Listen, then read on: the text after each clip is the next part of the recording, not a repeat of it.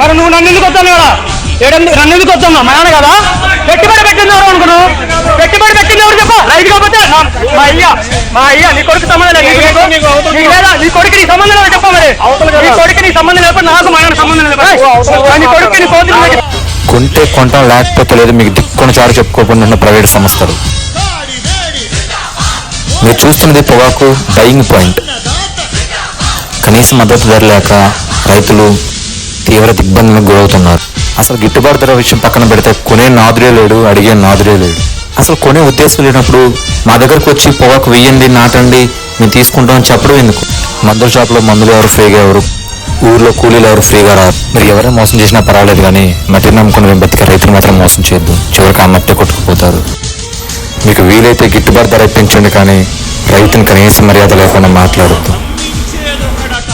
ఆ రైతే లేకపోతే 5 ఏళ్ళు నోట్లో పడడం చాలా కష్టం.